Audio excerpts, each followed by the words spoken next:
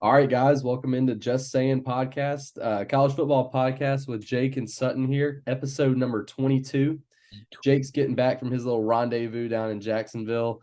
I took in a horrible game in Oxford, Mississippi. I'll say this, Jake, just being in Oxford, heard a lot of great things about the Grove. Heard a lot of people say it's overrated. The Grove is amazing. I had an I amazing time at the Grove. It was so much fun.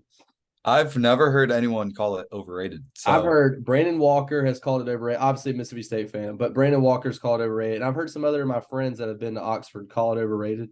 Dude, it is accurately rated or even better. It is an insane environment. When I'm saying the tents are literally right next to each other, they are right next to each other. You got chandeliers in the tents, great atmosphere. You have the Walk of Champions go through. Ole Miss was fun. It was a different experience in Alabama, but it was fun. It was a good are time. you And I'm are sure you are you going to be going back for an Ole Miss game this season? not this year. Actually, I plan on going for a baseball game because I've got to take in a baseball game at Ole Miss. It's something that you just got to do as an SEC fan. But I Yeah. won't be back for a football game. But Dang. I was going to say let's you got to take me. I want to experience the Grove. I've we'll heard have to great. do it. We'll have to do it next year or something. But let's go ahead and kick it off. Obviously, we want to get to your thoughts. Your Georgia Bulldogs beating the Florida Yes. Gators 43 to Yes. 20 in Jacksonville. Take it away, Jake. What were your thoughts of the big marquee matchup of the weekend in the SEC? Yeah, 43 to 20. Game wasn't even that close. They scored a touchdown against our twos with like 4 minutes left. No, less than that. With 1 minute and 30 seconds left, I think. So garbage time touchdown. Score was really 43 to 13. So we absolutely demolished them, beat them by 30, really. People were saying this game was going to be close. And I told people it was going to be close through the first half. Wasn't that either. I don't know. I need to find the score, what the score was through the first half, but it wasn't close. I believe it was 26-7. And they scored, yeah, it was 26-7. And they scored a touchdown on the very first drive. Did not look great for us. I got you texted me asked me how I was feeling before the game, and I told you wasn't nervous at all. Not gonna lie, that first drive that they scored was a little bit nervous after that. But then after that, they got pretty much 0 yards for the rest of the game until the fourth quarter, where they had a decent little drive at the very start of the fourth quarter, and then the garbage time touchdown at the very end. But I mean, strong showing. We're gonna touch on it at the towards the end of the show, but Lad McConkey's back. And you might be surprised. Everyone might be surprised. He's still not 100%, and I don't know if he ever will be.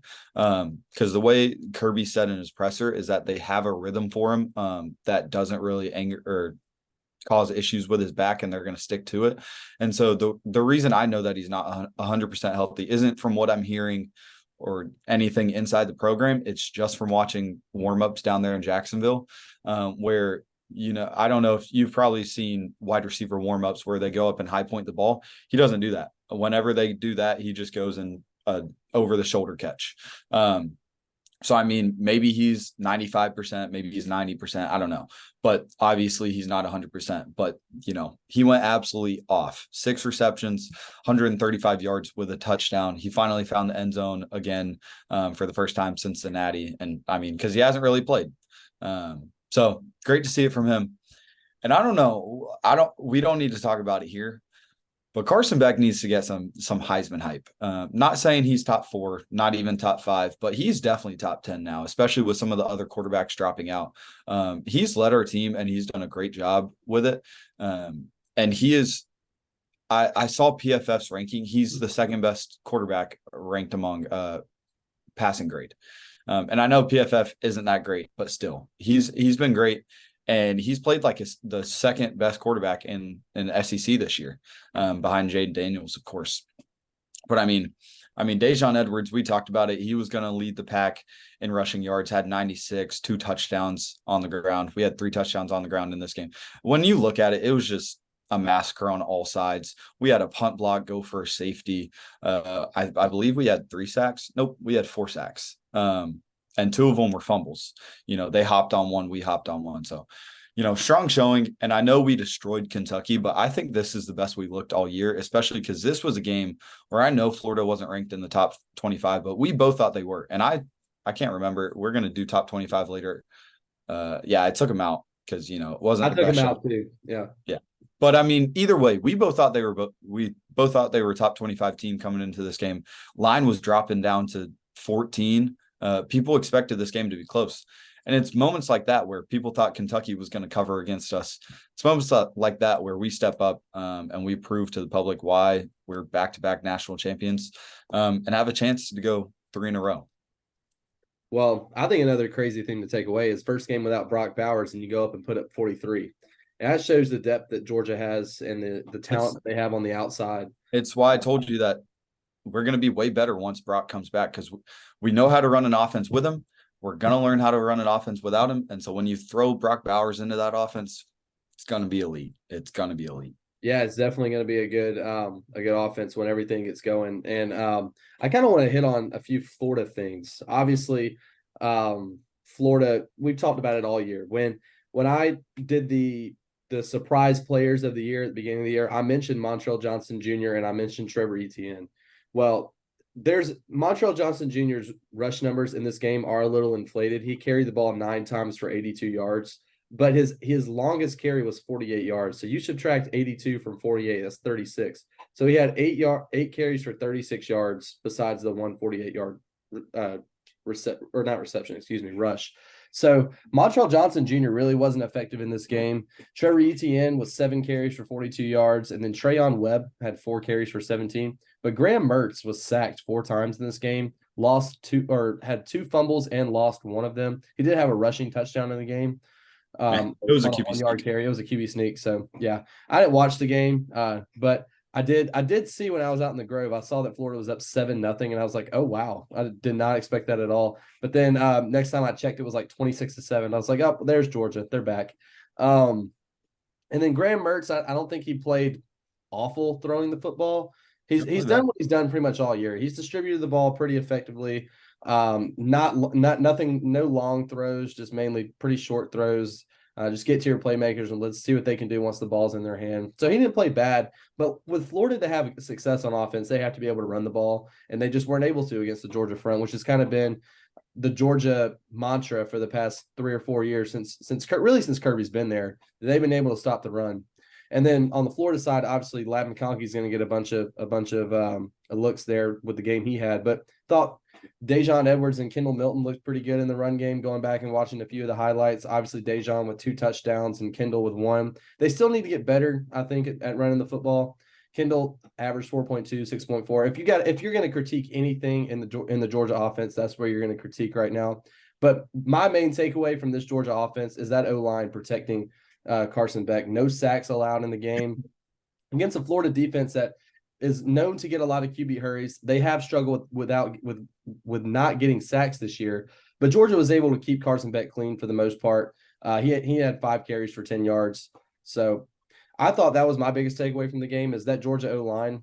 Did the right tackle play? I don't know. I know that was a talking point. Yeah, I was going to mention a few people coming back from injuries. Amarius Mims did not play in this game. Okay, so he should be back for Missouri. Yeah. So what Kirby said in his presser is that they didn't think he was ready to go against Florida, but he's feeling better now. And I expect him to play against Missouri. I don't expect him to start, but I expect him to come out there in the 3rd drive, 4th drive, just get a few reps, get in-game reps, and going to be full-fledged ready to go against Ole Miss. But yeah, you mentioned him coming back from injury. No one knows his name. Tyrion Ingram Dawkins, just know him as TID. He was finally back. He's missed every game since, I believe, South Carolina. Probably even before that. I think this was his 2nd game he's played in this year. And he was highly recruited out of high school a few years ago, and he's just flown under the radar. But he was back for this game and didn't play that much. He's behind Tramel Walthour, who's a 6-year senior, and Michael Williams, who we know is one of the best defensive linemen in the nation. So he plays that defensive end position, and he was back for this game, and he was the one that had the fumble that was recovered by Marvin Jones. He had that sack fumble. So it's good to see him out there. And, I mentioned it. We played well on on all grounds. Javon Bullard gave up that touchdown on the first drive. Or Dalen Everett. Dalen Everett played soft, and then Javon Bullard was supposed to be there to help, but he wasn't. And then Florida ran the exact same play on a third and eight in the fourth quarter, and Javon Bullard was there to blow him up. I don't know if you've seen that play, but so gave one up, but then got one back like that. So great to see that. Great showing from the Dogs. Yeah, looks very, very positive signs heading into the Missouri game, which you've said might be the biggest game y'all have the rest of the year. I don't agree with that, but we'll definitely see. The next 3 games for the Dogs are going to be huge tests, but definitely good looking for them. And then Florida, obviously, very disappointing, 5-3 season. They're still a very good football team. Just tough week for them. But let's move on. Oh, go ahead. Yeah, I was going to we can transition this into the next game. But I mean, I wouldn't say Florida was disappointing this year, even this game, because they weren't supposed to be 5-3. They weren't supposed to be a potentially top 25 team. So I wouldn't say they were disappointing this year. I'd relate it to kind of, and I know this is going to sound blasphemous, but I'll relate it to Oklahoma losing to Kansas, where yes, Oklahoma lost, and we'll talk about that game next if you're good with that. They lost to Kansas 38-33. No one, I mean, the line was 6.5, but everyone was betting Oklahoma. No one thought they were going to lose to Kansas. But nobody thought Oklahoma was going to be in a scenario like this where they're 7-0 and they've already beat Texas and they, have a straight shot to going into the playoff. No one thought that because they sucked last year. I think they went 7-5 in the regular season. They weren't good, and people expected them to improve, but not this much. And I've heard Brooks Austin talk about it a little bit, where Dylan Gabriel I think it was the very first play. I wasn't watching the game, but I think it was the very first play of the game, pick 6 to Kansas. And whenever you have an offense that's surrounded by your QB being able to throw the ball effectively, and he goes 14 for 19 with 171 and 0 touchdowns, it's not a great recipe for success. And they hung in this game because their running back had 23 carries for 146 yards and a touchdown. Dylan Gabriel also had 3 touchdowns on the ground. We'll talk about that later because that was one of my best bets. But I mean, you got it. You did get it. Yeah, they were able to stay in this game just because of how they were able to run the ball. But I mean, Kansas kind of owned this game. I was surprised at how close it was. But just by box score scouting, I know Kansas had the fourth quarter comeback. But I mean, I thought they were going to be in this game effectively. And I guess it was maybe because of the turnovers. You probably watched the game more than me, so you can touch on it. I watched the whole game. It was just kind of surprising. I was able to watch this game. Obviously, the game was delayed. There was some bad weather. It was like sleeting, snowing, hail. It was just a bad day of football, not football weather. But when you look at the box scores here, Kansas only outgained Oklahoma by 3 yards. Both had the same amount of turnovers. But where I look at it, and I see a lot of differences, Kansas was able to sustain drives on offense, which is surprising because to me on offense, they didn't really have that one player who was great. I mean, Jason Bean wasn't that great in this game. He threw 2 interceptions. He did make a lot of stuff happen with his legs. He extended plays thanks to his legs. Dude's a track star. I mean, I think he runs an 8'9", 100-yard dash, which is just wild. So Kansas has 2 pretty solid QB options over there. Obviously, I wonder what their season will look like if Jalen Daniels played the whole year. But that's just, Kansas sitting at 6-2 though. I think one of the most underrated coaches in college football is Lance Leipold. I mean, what he's done at Kansas has been absolutely unreal. He's definitely going to get an opportunity at a big time school here pretty soon, in the near future for sure. But Kansas to me my one takeaway from this game, Kansas just beat them straight up. They just beat them. They were the better team. They were the better team that day. They took better advantage of their opportunities. And Kansas they won a football game. It was a football game. It was tough sledding for both teams at times, but Kansas was the one that was able to hang in there and make the most of their opportunities. And on defense, they played a lot better than I thought. But Dylan Gabriel did kind of lose the game for his team. I mean, he was not effective at all passing the ball.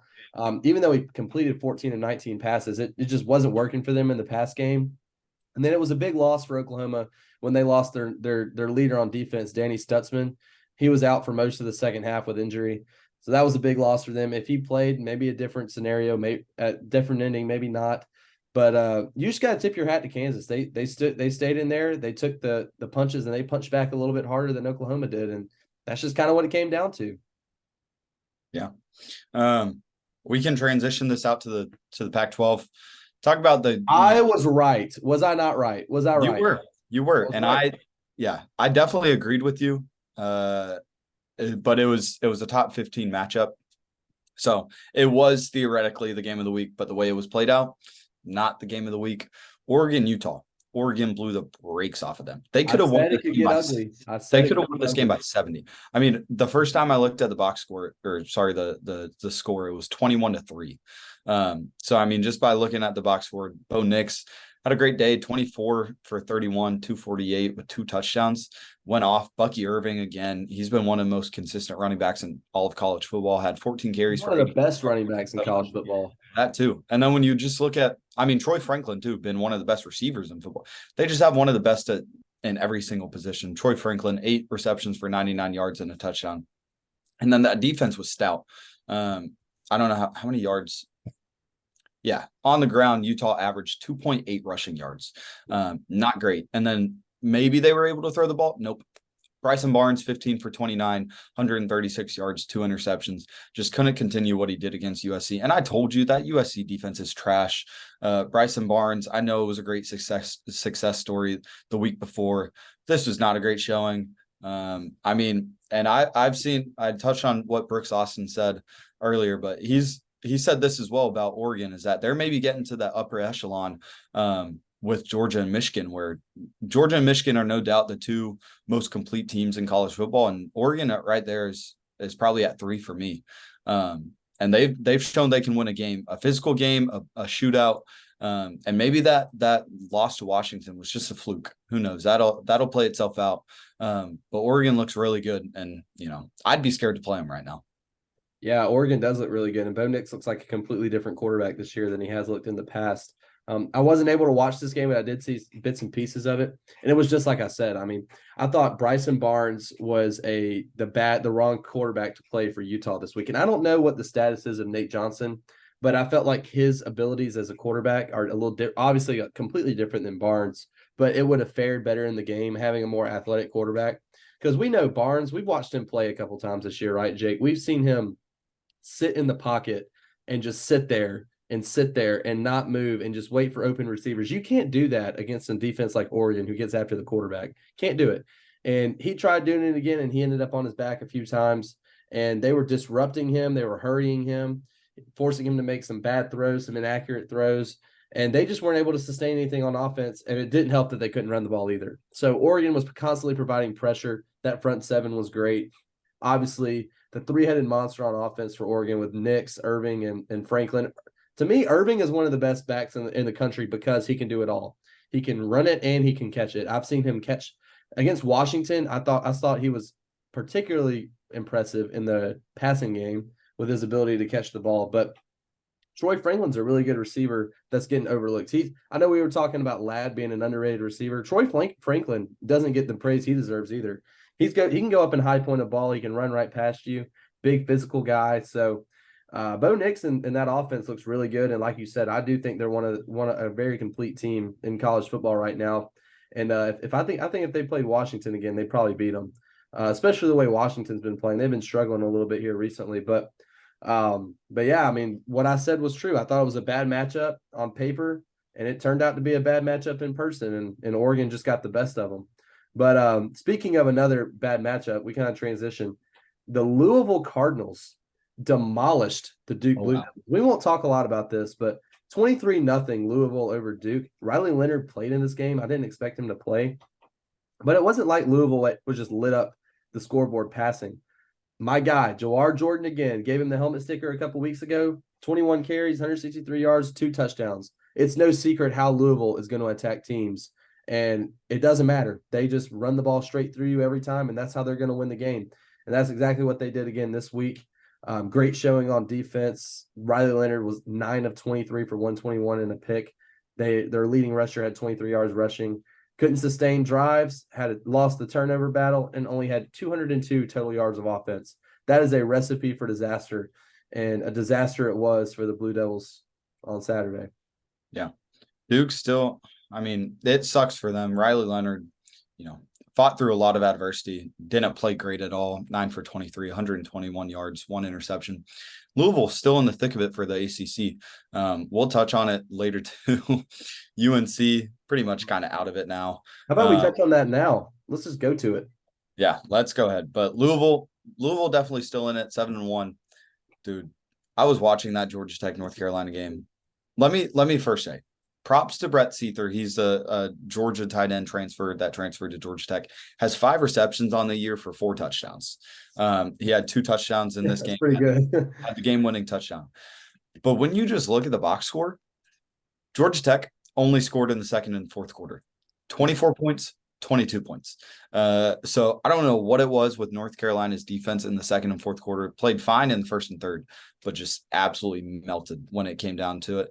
And Haynes King, I mean, props to him. He went off 23 for 30, 287, 4 touchdowns and interception. Also had 90 yards on the ground. But dude, I don't even know what to say about this game. I was watching it. It was just, I thought Georgia Tech was already out of it going into the fourth quarter. Thought UNC was going to kind of run away with it. They didn't. Georgia Tech is the most interesting team this year.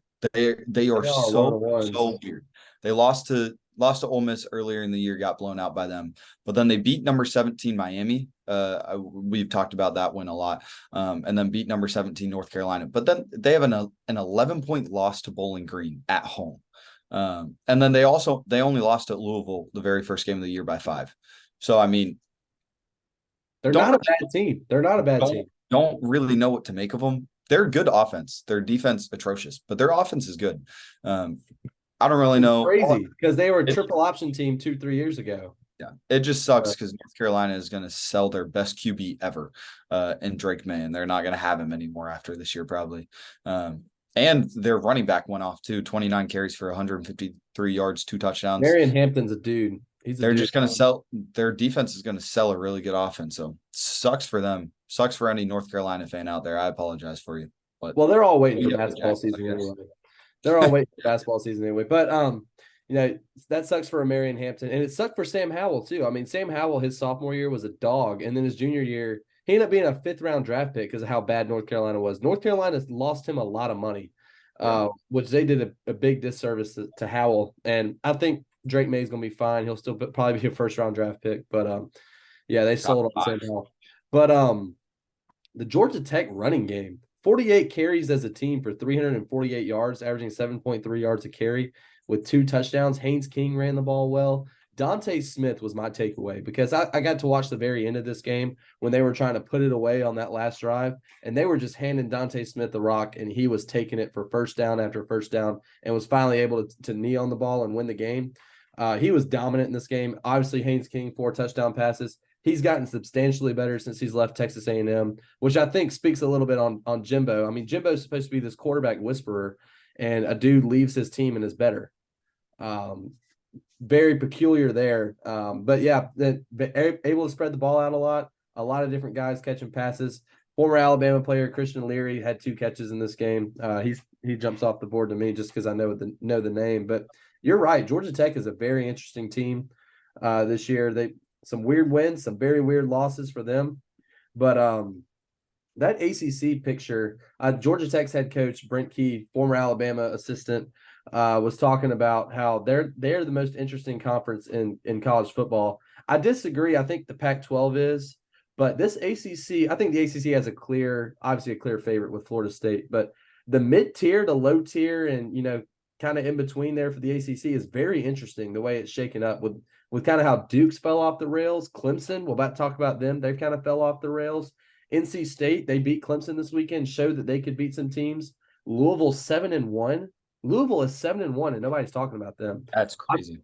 North Carolina was 6-0 at one point. They've lost 2 straight. Miami's had a rough little go there, but they're still a pretty solid team. They're an interesting conference. They really are. They're a pretty interesting conference. And let's go ahead and just get that last ACC game out of the way. Clemson and NC State. That was a rough go there for Dabo, and he heard about it today on his radio show. I don't know if you really want to comment on all that, but he was asked by a fan why he makes $11.5 million to go 4-4, and he had a pretty interesting response. But Really, it's a fair question to ask. Um, they have had an abysmal season, Jake. Yeah, I mean, I wasn't able to watch this game, but I've seen highlights. I'm looking at the box score now. How was this 24-7 going into the fourth quarter? You just look at it. Clemson dominated first downs, dominated third downs, both on offense and defense, dominated total yards, both in passing and rushing, didn't have a lot of penalties. And then, I guess it has to come down to the 2 turnovers, but this is an awful look for Clemson. Both of us had them going into, I think we both had them going into the playoff, correct? Yes. I had them going to the playoff. We both had them winning the ACC. After one loss, we were like, it's fine. They'll bounce back. It was just Duke the very first game. But they did the absolute opposite. They just continued down that stretch, and now they're 4-4, and their schedule doesn't get easier. They still, I get it. I know South Carolina, they have not performed well. They just lost to. Dude, that's a scary game. But I'd pick South Carolina to beat them right now. They still have South Carolina. North Carolina, we just mentioned, they looked really good the first 6 games. They were a consensus top 10 team. Sucked the past 2 games, have lost both of them. But they still have them on the schedule. And then the team that just beat them, they have Georgia Tech. Georgia Tech could cause some issues for Clemson. And then Notre Dame, the probably obvious loss for them. So, I'm not going to say they're going to do this, but it is possible. Imagine this. It is possible Clemson ends the season 4-8. Do they do it? No. They will get a win somewhere in here. Probably will get 2 wins. Will they be bowl eligible? Will they be bowl eligible, Jake? Probably. I will. They'll go 6-6. I think they're going to go 6. They're going to go 6-6. They're probably going to beat Georgia Tech, and I'm going to say North Carolina. I think they lose the other 2 games. But dude, you know what? I'm going to say it. They're going to go 5-7. They'll beat Georgia Tech, but they'll lose the other 3 games. They're going to go 5-7. I just don't see how they're going to win games. They don't have success on. They don't have enough success on offense to win games, and their defense is okay, but their offense just isn't good enough. And you got NC State scoring 24 on you. That's pretty bad. Iowa, and we'll talk. Your guy Brian Ferentz is getting terminated at the end of the year. Don't say my guy, but Ducks. Iowa might actually score like 16 on Clemson, which is pretty bad. So. Yeah, Clemson is not a good team at all this year. Real bad look for them. But let's go to Tennessee, Kentucky. We'll go one more SEC game, and then we'll head out to the Pac-12 and finish off our review show. There's one more SEC game that I want to touch on. One more that you want to talk about? Okay. Well, let's start off with Tennessee, Kentucky. Tennessee, able to get the last laugh in this game, 33-27. I thought Joe Milton played a good game, a really good game, probably his best game, complete game of the year. Obviously, his best half of football was the first half against Alabama, but he was able to play a really good complete game. Jalen Wright had a great day on the ground. Who's their other running back? Yeah, Dylan Sampson had another really good day on the ground. So just a good day on offense for Tennessee, and their defense was able to hold off Kentucky as much as possible, especially towards the end there. But another takeaway, what have we been talking about all year? Devin Leary, he's been bad all year. This is his best game of the year too, going 20-39 for 372. If they had this Devin Leary all year, they would not be 5-3. They may be 6-2. They may have another win in there. And Ray Davis wasn't able to run the ball. So Tennessee's defensive front was able to shut him down. And Devin Leary had to play well, and he did, but it wasn't enough in the end. So that SEC East race is starting to shape up a little bit more. I think the top 3 are kind of there now. I think Tennessee, Missouri, Georgia, obviously your top 3 in that side of the conference. It'll be pretty interesting to see how it shakes up. I think Georgia still will be the top dog, but I really want to see Tennessee and Missouri play. I think that'd be a really good game. Don't really know who I'd pick right now either, but I think both of these teams, Tennessee and Kentucky, are pretty quality teams, and definitely players in the East at the beginning of the year. But kind of asked me, I think this is kind of how I thought the game would go down. So kudos to Tennessee for staying in there and winning the game on the road. Big win for them to stay pretty relevant in the SEC East. Yeah, you mentioned it. Great game from Devin Leary. Has looked really bad. And if you would have shown me just his box score, if you would have told me that he went 28 for 39, 372 yards with 2 touchdowns, I would have told you for a fact that Kentucky won this game. But Joe Milton had a good game. Nothing too crazy to ride home about. Had a really great completion percentage, 18 for 21, 228 yards, about 10 yards per attempt with a touchdown, had 26 yards on the ground. But again, I mean, if they can run the ball, that's not an issue. Joe Milton is going to be fine when they can run the ball. It's if they can't run the ball, because your running backs had over 200 yards. Two of them had 195 yards combined, 2 touchdowns. I mean, you don't have to do much. And I couldn't watch a ton of this games, but just by the amount of yards that Joe Milton had, I would assume most of it was slants, screens, the intermediate passing, which is actually a great thing for Joe Milton, because his concern is the intermediate. At least that's what it was for me. His deep passing is fine. He can throw the ball far. Is it the most accurate? No. But his intermediate was when he doesn't make the greatest decisions and when he doesn't have touch on the ball. So, I mean, good for him. But I mean, Kentucky lost this game because Ray Davis, couldn't go off. Had a touchdown, but only 16 carries for 42 yards. Like I said, I wasn't really able to watch this game. I don't know if that was on the O-line. Maybe Ray Davis just wasn't feeling himself today. Maybe Tennessee's defense was loading the box. I don't know. But I mean, Devin Leary had himself a game. I don't know what else there is to say about this. So I think the SEC game that you want to go to is in Auburn, Alabama. Am I right? It is. And I think I know why. Looking at this box score, Peyton Thorne threw for 230 yards and 3 touchdowns. What? I told you, Sutton. Did I not? Wow. Did I not tell you? Wow. I said Peyton, and I was kind of wrong. I said Peyton Thorne was going to throw and rush for more than 200 yards. It was just throw. Dude, he gets a mini helmet sticker for me. I'm going to go ahead and give it out. 20 for 26, 230 yards, 3 touchdowns. That is crazy. That is insane for Peyton Thorne. And if I'm an Alabama fan, I'm getting kind of scared looking at that box score. Hey. I mean, it was already Alabama fans are not looking at the Auburn game at all right now. You realize we play LSU this week? Look, it was already a concern for me, at least. Bama going into Jordan-Hare, because we all know what that stadium possesses. They're a top 25 team inside of Jordan-Hare, no doubt about it. But when you throw on the fact that Peyton Thorne might be able to throw the ball now, I don't know. A little scary. Game against Mississippi State. This does not scare me at all. You were the one saying that Mississippi State had. You realize when he was at Michigan State, he would routinely throw for 200, 300 yards when he was at Michigan State, and now that he's not, he hasn't been able to until now. So and now he did. But he doesn't have. I low key feel bad for him because he doesn't have many weapons, and not at all. Mississippi State does not have a good defense. Obviously, no. You said they. No, you said they do have. They have 2. I said they had 2 good players, Nathaniel Watson and Preston, the safety. But besides those 2 guys who are ball hawks, they don't have anybody. I mean, go look at the recruiting. I have not. What have I said that has been any different? You said they were good last week when I said that Peyton Thorne. I didn't say they were good. I said they had 2 good players, like I just said. I'm not tripping over words. I remember what I said.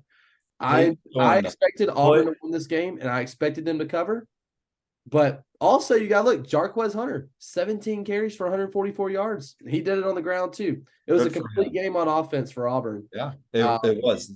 And obviously, I think there would have been more points scored for Mississippi State had Will Rogers played in the game. Would it have given them a win? No. They probably would have scored one more touchdown than they did. But Mike Wright he was pretty solid at Vanderbilt, but he is not good enough at Mississippi State. They're probably the second worst team in the West. Auburn, the third worst team in the West. I mean, Arkansas, Mississippi State, definitely the 2 worst teams in the West right now. But, hey, Auburn could make some noise. I mean, yes, they could beat Alabama. Absolutely, they could. But I'll tell you, as an Alabama fan, we've got a pretty tall task this upcoming week against LSU with Jaden Daniels. Much more afraid of that game than I am of the Auburn game currently, even though it's in Bryant-Denny Stadium. But let's end the review on a sad note. Let's go out to Tempe, Arizona, where the Oregon State Beavers got shellacked. No, they lost. They lost to Arizona. They lost to Arizona 27-24. Thoughts, Jake? how do you feel about the Oregon State Beavers now a 2-loss team? Yeah, Basically, no shot in the playoffs now. Real quick, let's just take a moment of silence, just real quick. Yeah. So heartbreaking. Yeah, I want you to kind of lead this session because I watched this game until halftime, and the most abysmal call I've ever seen in my life. It was they had 2 seconds left. Oregon State was at, let's say, 34-yard field goal. So they were at the 17-yard line. And it was, I think it was 3rd and 10. It didn't really matter. There were 2 seconds left.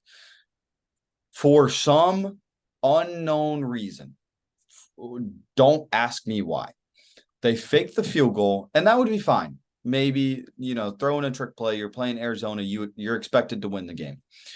They do a trick play, but it is not a pass. You are not throwing to the end zone. They hand the ball off to their kicker, who gets a first down. But there are 2 seconds left. You know that is your last play of the game. If you want to hand the ball off, why are you doing it to your kicker? Why do you expect him to break 3 tackles and get into the end zone? That makes no sense to me. And so maybe that was the difference in this game. I fell asleep. The 3 points. I fell asleep at half, and maybe it was a momentum shift. They would be up 13-10 going into half. Maybe they continue that and they don't need overtime. Maybe they win by 10. I don't really know. I fell asleep at halftime. I wasn't able to watch the second half of this game. And just looking at the box score, why was this a game? It looks like Oregon State should have won. What did you see from your perspective? Why did my Oregon State Beavers fail me so hard this weekend? Well, first off, I think Jonathan Smith, the Oregon State coach, is a great coach. But that was one of the most abysmal calls I've seen all year. That gave me flashbacks to the Kirby Smart Justin Fields fake punt. Yeah. It was like, what? It wasn't that bad because of the stakes in the game that Kirby decided to do it on.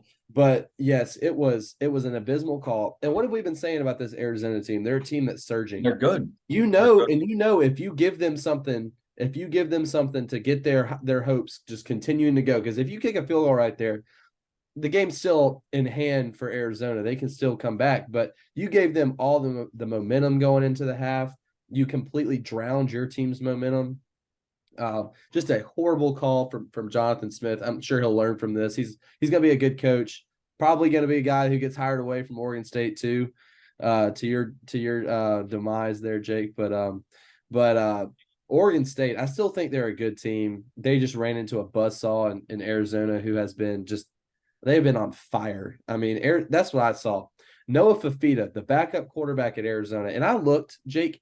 He was like the number 32 quarterback in 2 classes ago. He came in with Cade Klubnik and Ty Simpson. He's like the number 32 quarterback, like a 2-star out of high school, going 25 of 32 for 275, 3 touchdowns and a pick.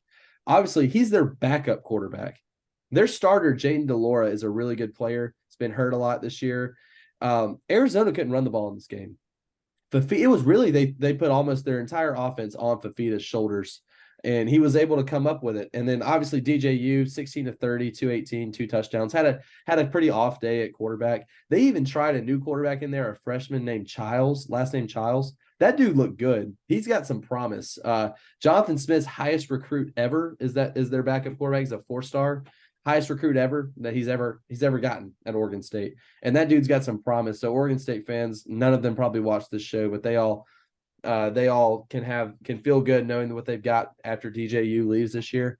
But I mean, kind of like the Kansas-Oklahoma game, nothing really stands out great from the box score besides Fafita. Arizona just won the game. They were the better football team that day. They made better decisions. They executed better. They won the football game 27-24. They did it at home. It took it overtime, but they were the team that capitalized on their opportunities, and Oregon State just didn't. I mean, that 3-point, they take the field goal there, they probably win that game. So a bad decision, but you can't put it all on that. They still had to play the rest of the game. Arizona they're a team that I'm going to have my eye out for in Pac-12. They could start ruining some seasons really quick, and they got to play Washington still. Wait, no, they already played Washington, didn't they? No, they played UFC. No, they did play Washington. Yeah, Washington won. Well, I don't think they played Oregon yet, so they can still ruin some. They don't play Oregon. They don't play Oregon. They play Utah and UCLA. I don't know. I think they could. Those are both very winnable games for them. Uh, And they could I end this year 9-3 or 8-4. I mean, that would be a very successful season for Jed Fish over there in Arizona. And I do want to say, it's so sad what happened to my Oregon State Beavers. They're still a great team.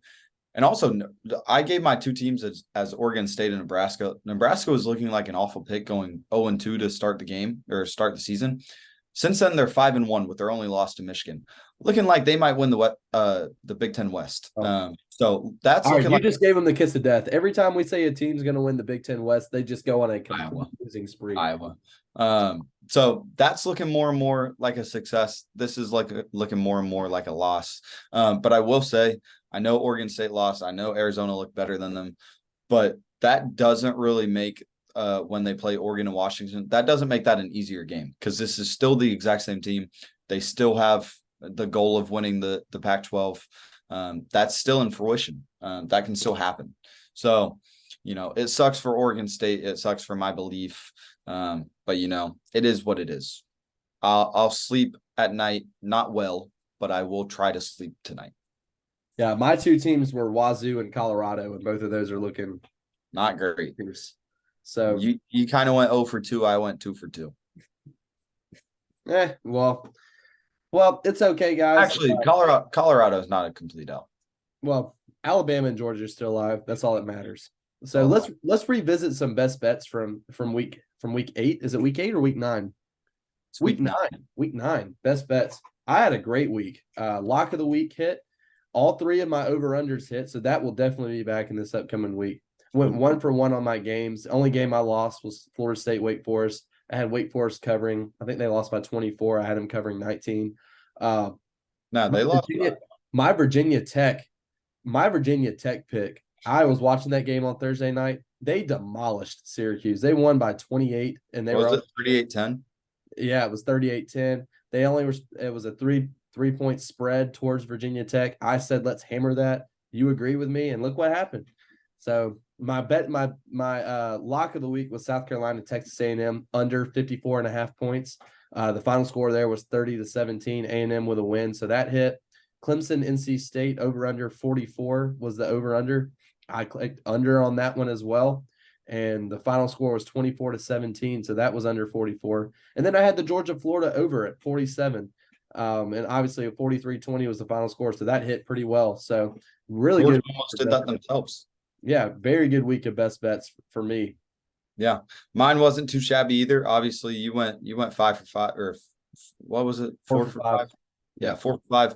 Mine not too shabby. I went 4 for 6. A little bit worse, but I was 3 for 3 on individual picks. Dylan Gabriel 2.5 passer rush touchdowns, had 3 rushing, 0 passing, but that got the job done.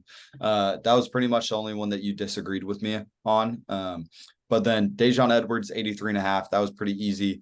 Over, he had 96. Ladd McConkey, 40.5. That was the easiest line I've ever seen in my life without Brock. And he was close to 100%. I thought he was. After seeing warm-ups, he's not. Don't know if he ever will be. But he had 2 separate passes. I wonder if that was factored into his yardage, him just being injured this year. Probably was. Oh, it definitely was. But I mean, he did have the highest line of any Georgia receiver. And he had 2 different passes in this game that would have hit the over just on one pass. He had I want to say a 50 and a 41-yard touchdown. And so that was easy. He had 135. And then my games, Oregon -6.5, never doubt. That was my lock of the week. And then I don't want to talk about it again. Oregon State. Yeah, we talked about it. That was wrong. And then my other one was so close to hitting. It was Vandy at Ole Miss, and this game was never close. That's what I said. I said this game isn't going to be close. It's going to be in hand the whole time. But I thought Vandy was going to be able to squeak out a cover. They almost did it. I think they lost by 26. It was 33-7. Yeah. It was Vandy's bad. I don't know how y'all only beat them by 17 because they are bad. They are not. I mean, good. Yeah, I wasn't got benched in this game. He really was so bad. Yeah, I wasn't watching this game, but just from speaking what it looked like when we played them, Ken Seals played great, fantastic against us. So maybe abysmal, and this Ole Miss defense is not good. So maybe he just wasn't hitting throws. I don't know. But that game was close to hitting. Maybe if Ken Seals could have mustered up just a little bit more and scored a touchdown once. Ken Seals played a quarter what it was. and a half. He played a quarter and a half, and they put in a big lefty kid, and he was really good. And he actually was a lot better. He's moving the ball, and he ended up scoring a touchdown. But yeah, so a good week of best bets for us. Definitely have that back next week. Let's do top 25s, Jake. I definitely have some new teams in my top 25. A lot of movement for me as well. And I don't know about you, but when I get to about 18, that's when it starts getting tough for me. That 18 to 25 range is very tough. But I'll let you start it off. Go 25 to 21. Yeah, well, I'll deliver it in a little bit, but I actually have a top 26. Oh, okay. Yeah. Yeah. The one I threw in there is kind of funny. I don't think you'll agree. You'll hate that I put it in there. But that's my number 18. I know exactly what you're going to put in. That's my number 18. At home, huh? So my number 26 team, I got Kentucky. I still kept them in there. I know they lost. But I mean, they have good losses this year. They lost to Georgia, lost to Tennessee. And then number 24, new team, I have Kansas State. Number 25. Yeah, sorry. They've looked good since they lost to Missouri. We thought that Missouri loss was bad. But I mean, Missouri's a really good team. And I don't think I didn't. No one really knew how good they were. So ever since then, they've looked good, and they're still in the race for the Big 12. Oh yeah. Do you know if they have to play Texas or Oklahoma? Play Texas this upcoming week? Ooh, that could be a game to watch for Texas. No Quinn Ewers. Ooh, that could be Texas. The line right now is 5.5 to Texas. Oh wow, I'm surprised it's that close though. Oh yeah, it's gonna be a great game. It's gonna be a great game. Vegas knows.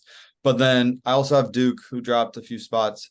Arizona, I have at 22. I got them up there now. Had to put them up there. They've looked good the past few weeks. And then we were saying it, and I think we got our answer. I think they're a good team. I don't think there's any doubt about that anymore. Utah, I have at 21. All right, at 25, up from being unranked, I've got Arizona. 24, up from unranked, I've got Louisville. 23, up from unranked, I've got UCLA. Staying the same at 22 in a very peculiar game, a game they should have lost. I've got USC.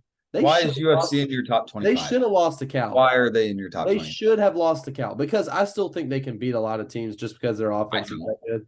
But, dude, Cal almost shocked them again. And I'm going to say this. Watch out for USC this upcoming week against Washington. I think that is a big spot. Washington has been playing very bad recently. So is USC.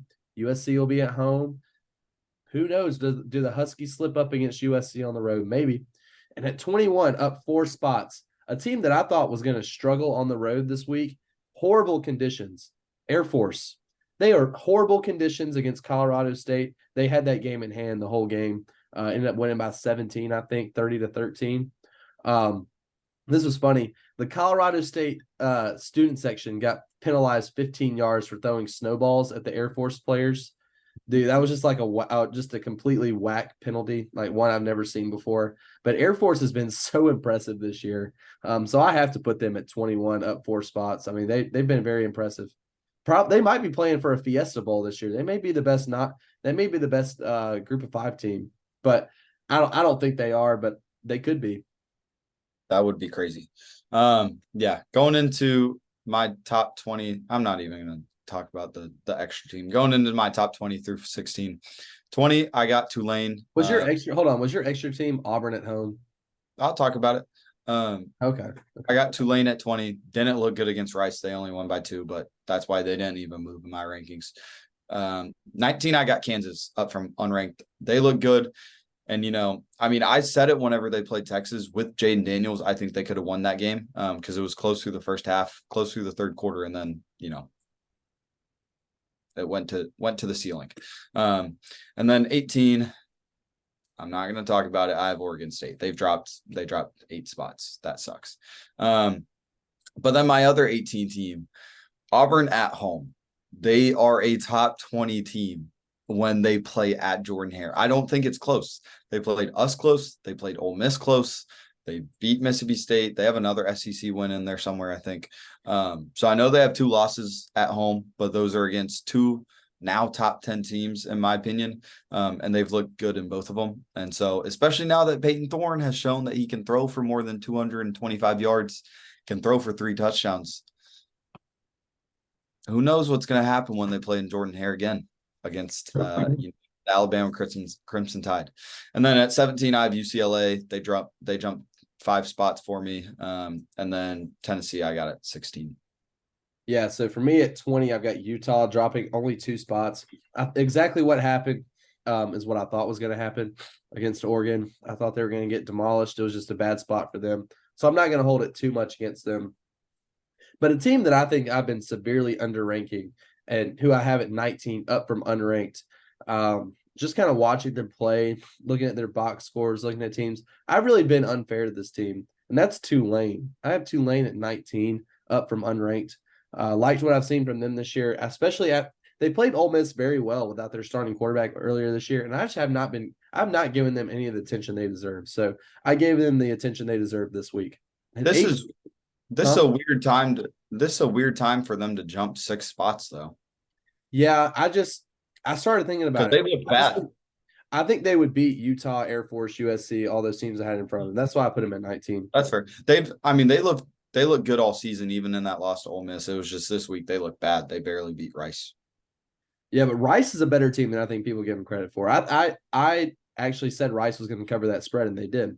And I think a lot of it has to do with good old JT Daniels, the former Georgia Bulldog. But at number 18, my highest ranked group of 5 team is the Liberty Flames. They're up 5 spots.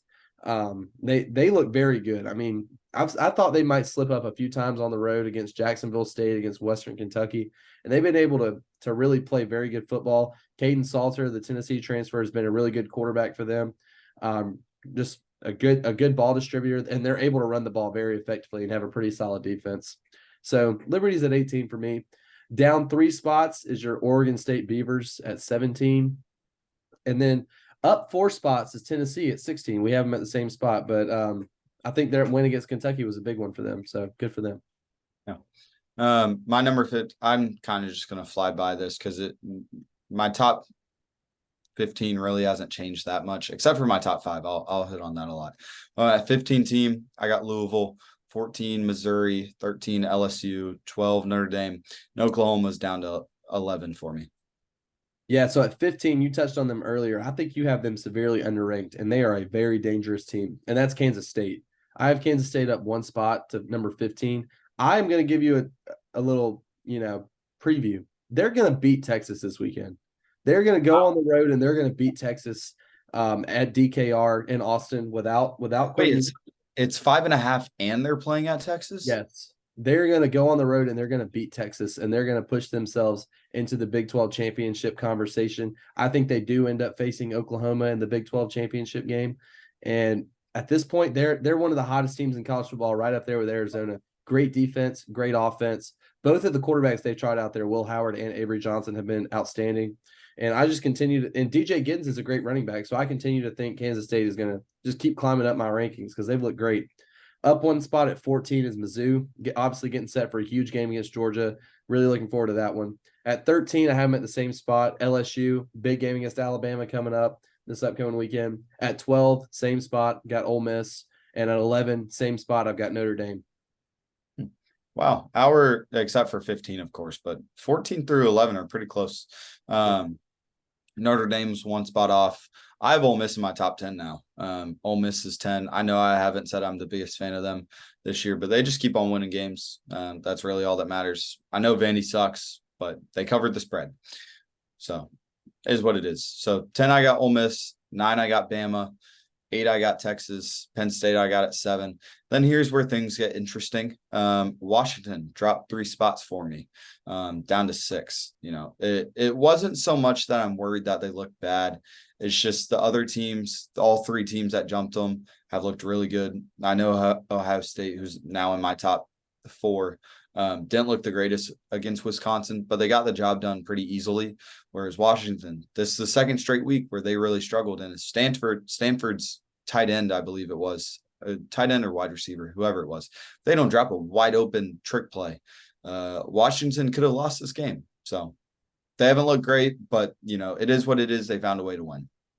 Yeah, number 10 for me, I've got Penn State in the same spot I had them as last week. I just don't think their offense is any good. They got one of the best defenses in college football, but you can't do anything without a good offense. I think they're okay, but the reason why I have them so low is because I don't think that their offense, they have better a lot of the teams that are behind, they have better defense than, but their offense just can't keep up. At number 9, dropping 5 spots, I've got Oklahoma. Obviously a big loss against Kansas. They still have everything out in front of them though. They just have to go undefeated, win the Big 12. They might be in the playoff. At 8, a team who I think is a very good team, but I'm not as high on as others are. That's Florida State. I have them up 1 spot at 8. I think they're a good team, but they've played nobody besides LSU game 1, which I don't buy a lot of stock in because obviously the LSU defense missing one of their best players, have a bunch of new guys in the secondary for that first game of the season. They look good. They've struggled sometimes this year, which is every team has. So I'm just not as high on them. I just don't think that they've got all the pieces they need. They don't have enough talent to me. They have a lot of experience, just not enough talent. And I'm honestly not a huge believer in Jordan Travis either. And I could eat my words by the end of the year. Who knows? But to me, I just don't think they're as good as what everyone says they are. At 7, same spot, I've got Washington. And then up 2 spots to number 6, I've got Oregon. Obviously pretty impressed with how they played this weekend, but exactly what I was expecting from them. I think if they were to play Washington again right now, I think they'd beat them. Wow. Yeah. So number 5, I got Oregon. I've finally listened to you. I know you've been doing this even since they lost. But I mean, I finally let Oregon jump Washington, even though Washington has the win over them. It's just Oregon has looked really good. They look like one of the most complete teams. Like I said, probably 3rd on my list behind Michigan and Georgia. So great for them. 4, I finally got Ohio State. They're in my top 5. It might be a weird week to put them there, but it's really kind of just because of Washington. Didn't look great, but got it done with Maserati Marv. I hate that so much. But I mean, where the ball is going every single time, and you can't stop it. So that's got to count for something. And maybe when they play a better team, that's going to come to bite them in the butt. But so far, it's been able to get the job done.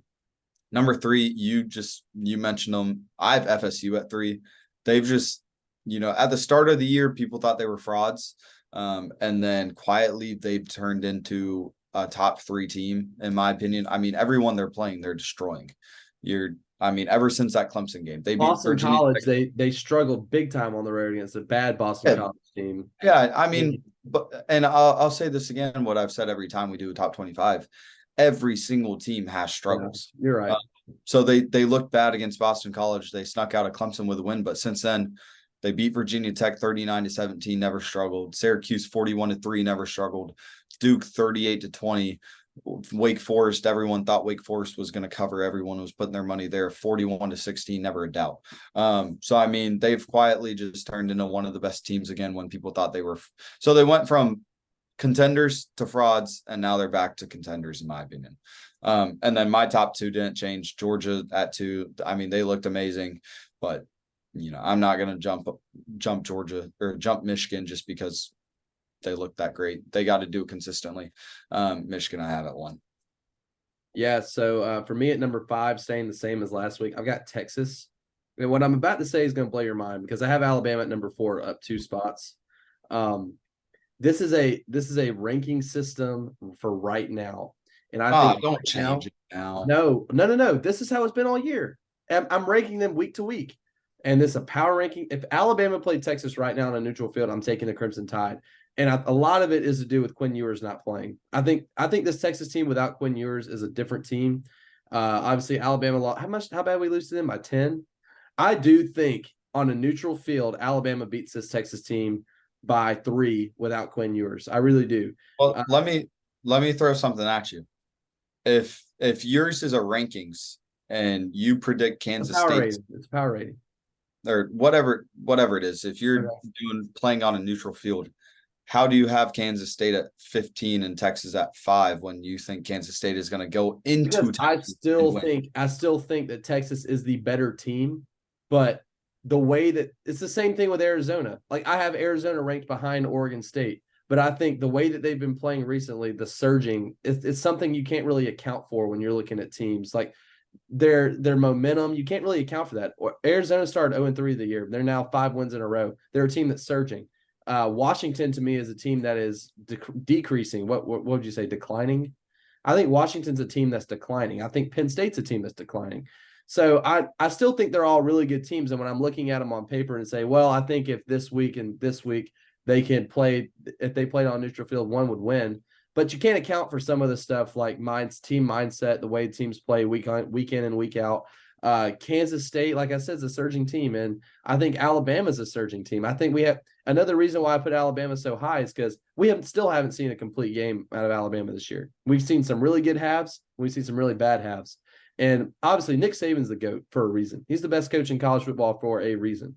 I am going to trust 100% that Nick Saban is going to find a way to make this team put together one complete game, and it's coming soon. And once that happens, this team is going to be firing on a different cylinder. They're going to put it in a different gear, and I think you're going to see a completely different Alabama team than you have been. And these last few halves that they've been playing, especially the second half against Tennessee, I think you're going to really see it starting to look like that. Now, obviously, this upcoming week, and we'll get into this more when we preview, the defense is going to struggle a little bit against LSU. LSU is the best offensive team in college football, in my opinion. To me, they're the best offensive team in college football. Yeah. But still, I think Alabama's got one of the best defenses in college football, if not the best. And LSU's defense is awful.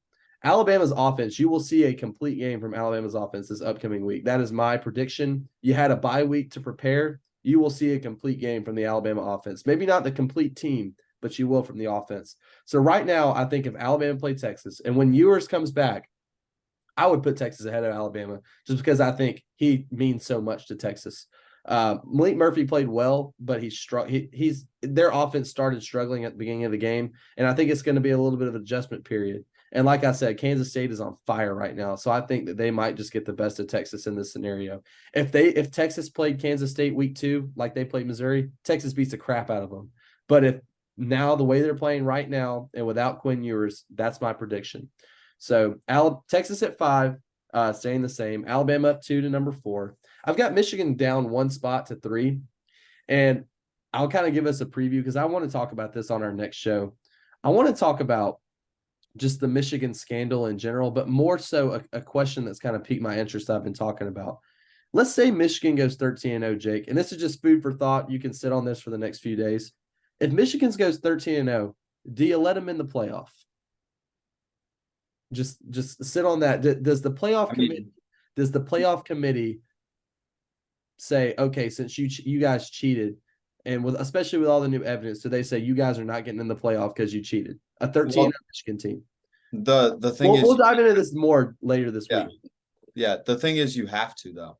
No, you don't. No, you don't. Not with the FBI is on campus and getting involved. I mean, yes, it's pretty bad from what it sounds like.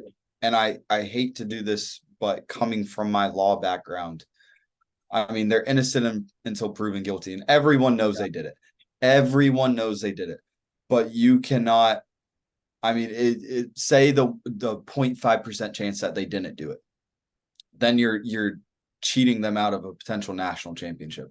Yeah. And so, I hate to say it, but you can't do that. If something comes out and they make a decision in the next month before the final playoff ranking, they can be 13-0 and be left out. But until something is solidified and evidence is proven guilty, it's just evidence right now. It's definitely a bad look, though.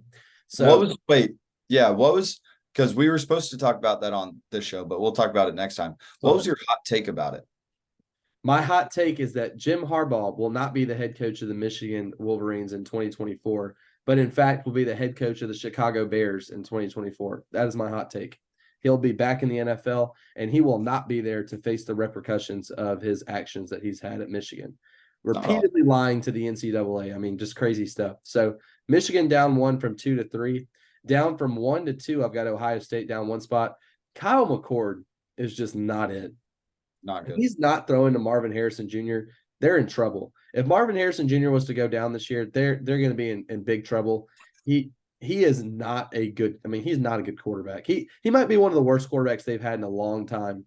I mean, I can't really think of a guy they've had worse than him in the last 15 years. So, I mean, it's probably since like Terrell Pryor or before Terrell Pryor. I mean, that was a long time ago too. I'd prefer to have Terrell Pryor. Oh, yeah, for sure. So I meant before Terrell, not Terrell Oh, himself. I got you.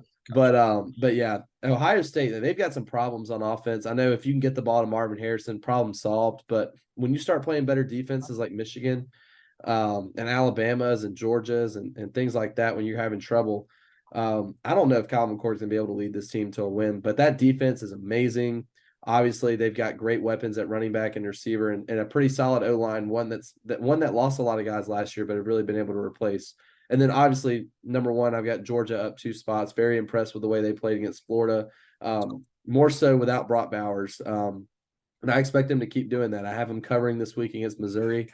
That will not be a best bet, but I do have them covering the 16 against Missouri. I was about to say, please do not let that It be a will not best be a bet. best It's a bet. lot of points. It's what is it, 16 and a half? Oh But it my is at home. gosh. It is at home. And Yeah, I no, think it's Georgia's still a going to lot get it of done. points, though. So got Georgia at number one, but that's a good top 25 for both of us. And yeah, we'll talk more about that whole Michigan situation, I think, later in the week. But let's do some helmet stickers. Yeah, this is our last session of the night, isn't it? Yeah, our last one. Yeah, Let's start. Let me start off since I just was talking about Georgia. Lad McConkey. I'm going to go ahead and give him a helmet sticker, the wide receiver at Georgia. 6 catches for 135 yards, averaging 22.5 per catch, and a touchdown against Florida. Obviously, the go-to guy there without Brock Bowers being there. I think it's no surprise to Georgia fans or any listener of our show. Both of us were talking about it. I thought that he was going to be the guy they turn to on third downs and in big scenarios, and he was. And he was able to get it done. He showed out. Great showing from Ladd, especially if what you say is true about him not being healthy. One of the most underrated receivers in college football. So very impressed to see Ladd succeed the way he did. So Ladd McConkey, got a helmet sticker, buddy. Yeah, I know the way it sounds like I talk about him. Some people might take it as Georgia bias, but this is just, to me, it's I'm just biased towards Ladd because he was not highly sought after. I think he was like 1,189th. He was going to go to Chattanooga before Georgia offered him the day before, not early signing day, the day before signing day. And then I had an accounting group project with him where me and him were the only ones that showed up freshman year. And so since then we've been friends, and he's a great guy. He's up for the I don't know the award, what it's called, but it's something where they look at academics. The Heisman Academic Award. It's like no. It's called the Heisman of Academics is what it's called. I forget what it's that might be what it is, but I forget the actual name of it. It's some maybe Campbell Award. I don't know. Oh yeah, the Campbell Award. Yeah. But it's given to, they look at community service, academics, character, and then also on-field performance. He's up for that, and in my mind, he should get it. He's a super smart guy, super nice guy, cares for kids. He's such a great guy that can't say enough good things about him. So glad you gave him a helmet sticker. But I'll give mine to one of your guys now. Jawar Jordan, you mentioned him earlier. You gave it to him a couple weeks ago. He had 21 carries for 163 yards and 2 touchdowns. And you can take him out of this game and they still win it. But still, he looked great just because Duke had 0 points. But he looked great. Big reason why they did win and won by 23. So he gets another one. Yeah, and I'm going to give one to, sadly, a guy that I'm not a big fan of. That's Bo Nix, the quarterback at Oregon, former Auburn. I know you were right about the game this week where you said Oregon was going to win handily. I think I might be right where I said he was going to play his way into a top 7 pick where, he's playing like a top 7 pick. I don't know how NFL scouts measure his age because he is decently old. He's been in college for 5 years. He's going to be 23, 24. I don't know how they're going to measure that, but he's playing like it. That was my hot take. It didn't really mess with Hendon Hooker's age. I mean, obviously Hendon Hooker was great last year, but he was like 25, 26 when he got drafted. Didn't mess with Stetson's age. Didn't mess with Stetson's either. Yeah, so I think if you can play quarterback, it doesn't matter. But Bo Nix, quarterback of Oregon against Utah, 24-31 passing for 248 yards, averaging about 8 yards a pass or a completion, 2 touchdowns passing, 1 touchdown rushing against Utah. Obviously, great showing from him, a great showing from the Oregon team in general. I mean, he is probably in the Heisman conversation, probably won't win it, but definitely should be up there. The helmet sticker for Bo Nix, a big game, a big performance for him.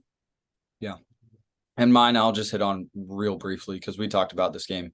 Haynes King with Georgia Tech, he had 23 for 30 with 287 yards and 4 touchdowns, 1 interception.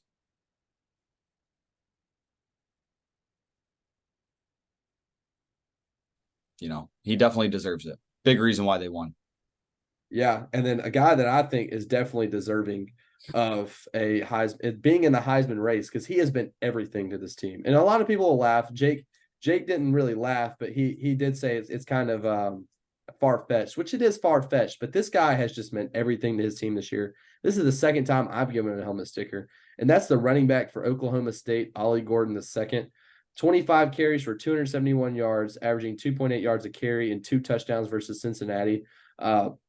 Oklahoma State's a team that's 5-2. They're still in the thick of things in the Big 12 championship. And if they go on a run, obviously I don't think it's going to happen just the way the Big 12 is. And I just don't think they're good enough. But if they ended up surprisingly making the Big 12 championship, maybe even winning the whole thing, they got a big game against Oklahoma this week at home, where Oklahoma is a 6-point favorite. So that's one step in the right direction if they can win that game. But if his team continues to do well and he continues to play well and continues to win, and he continues to play well right alongside it, which I'm sure he will, he should be in the Heisman conversation. He's one of the best running backs in college football. He might be the best running back in the Big 12 this year for sure. He's the best running back in the Big 12 for sure. He's had a great season. He's definitely giving himself playing the way he's playing. He's earning himself some money. He's going to get drafted into the NFL somehow, some way. So very excited for Ollie Gordon the second, his second time being on the helmet sticker. Him and Jawar Jordan, you're the guy you said earlier. I gave him a helmet sticker earlier this year. We've seen some running backs on here a few times. Yeah. Don't get me wrong. I don't think it's a crazy take to say he's in the Heisman race. I would say he's probably top 15. I don't know about top 10, but if you put him on any top 10 team, he's definitely in the top 5. I mean, just looking at his stats, it's insane. He's been crazy. Almost 1,100 yards already, 10 touchdowns, and then throwing 200 more yards through the air with a touchdown there as well. So, I mean, he's been great this year. It's just the team he's on, because we know you have to be on a good team, a competing team. And so I related exactly how Caleb Williams was last year, where you have to at least make it to the conference championship to win. You don't have to be on a top 10 team. You don't have to be on a top 15 team. But if Oklahoma State can upset Oklahoma this upcoming week and make it to the Big 12 championship, I will be confident he'll get a seat. If he continues this pace and doesn't get injured, I'll be confident he gets a seat in New York. Don't know about winning it. So for me, it's the team that he's on. So, yeah. And then my final helmet sticker, it was going to go to Joe Milton, but then I thought about it, and he didn't do anything crazy this week. He just didn't turn the ball over, which is kind of crazy for him. But I decided to take it another route, give it to another running back, the UMass running back. You've never heard of him, K'Ron Lynch-Adams. I've never heard of him. This game was 21-14. UMass ended up winning. They were 10-point underdogs. Over Army, Lynch-Adams, yeah, over Army. Lynch-Adams, 34 carries for 234 yards, had all 3 touchdowns. Wow. So he is single-handedly the reason this offense won the game. Defensively, the Army only had 14 points, but without him, this game would have been 0-14.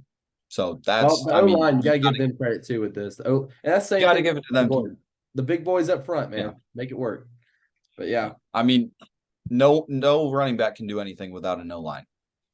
So all props to them, but you got to give it to him. As soon as I saw his line, I was like, he's got it. He scored every point for them.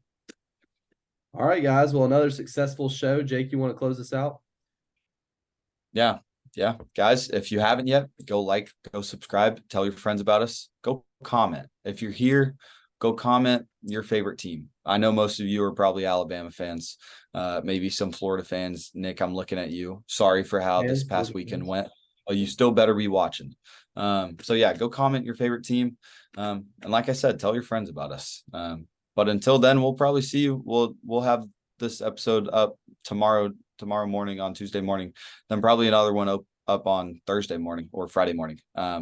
So until then, I'm going to be excited to talk about Alabama LSU. That's obviously going to be the main talking piece. And then also we have a really big game in Georgia, Missouri. So, we're going to be hammering our two teams that episode. So, yeah, it's gonna look great. It's gonna be great. Until then, go Dogs. Roll Tide.